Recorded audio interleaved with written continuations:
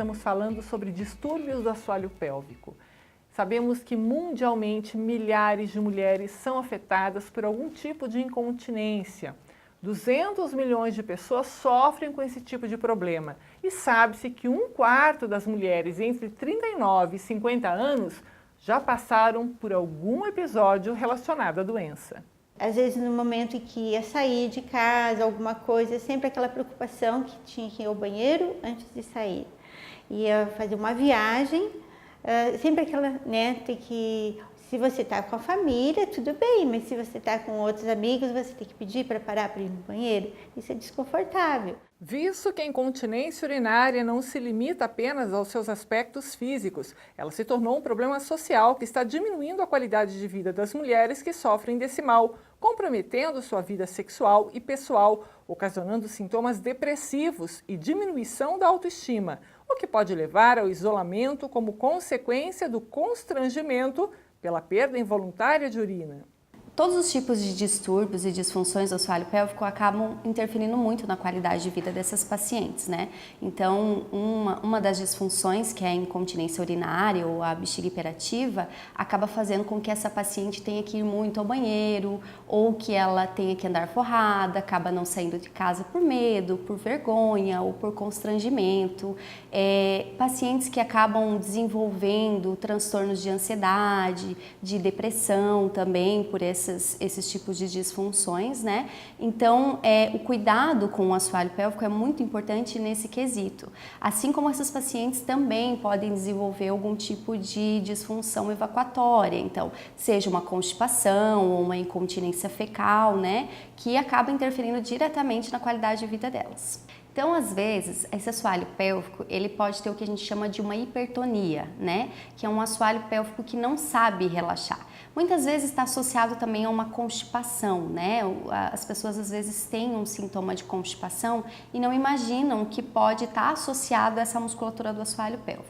Então, que tipo de sintomas essa paciente teria?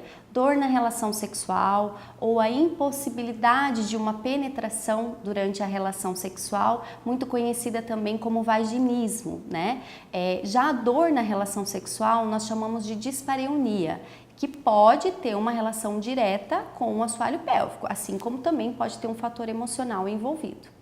Em estudo epidemiológico no Brasil, foi encontrada a prevalência de 35% de queixas de perda urinária aos esforços em 456 mulheres entre 45 a 60 anos de idade. As pessoas mais acometidas são mulheres de 30 a 55 anos, mais ou menos, né?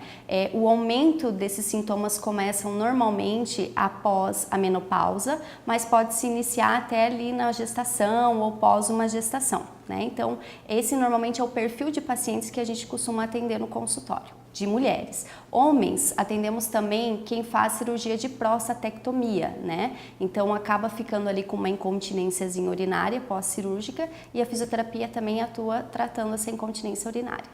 O assoalho pélvico compreende os órgãos da região baixa do abdômen e tem funções relacionadas aos sistemas reprodutor, urinário e digestivo.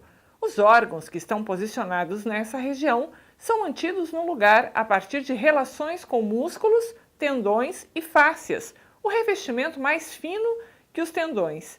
Estas estruturas se inserem no arcabouço ósseo da bacia e estabilizam os órgãos, como explica a fisioterapeuta pélvica.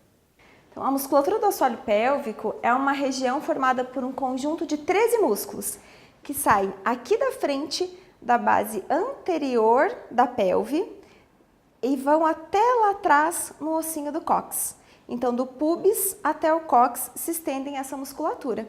Como a gente pode ver, lá de cima do pubis sai toda a musculatura e vem até aqui atrás no cóccix.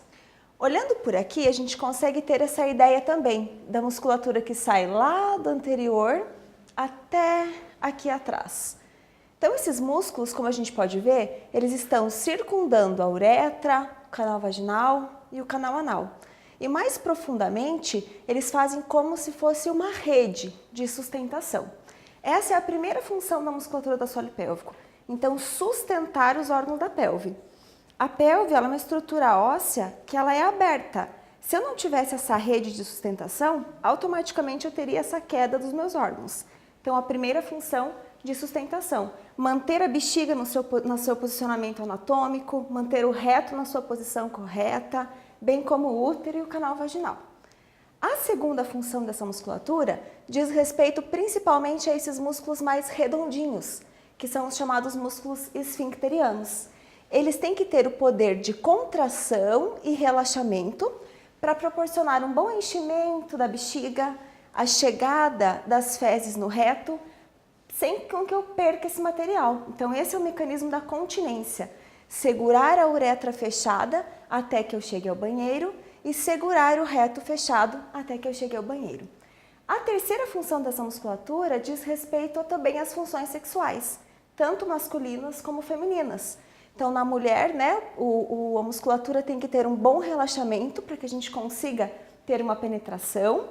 No homem, essa musculatura também tem que ter um bom controle e uma boa tonicidade para que se consiga manter um tempo de ereção maior. E por vezes, essa musculatura também é via de parto, né, os partos vaginais.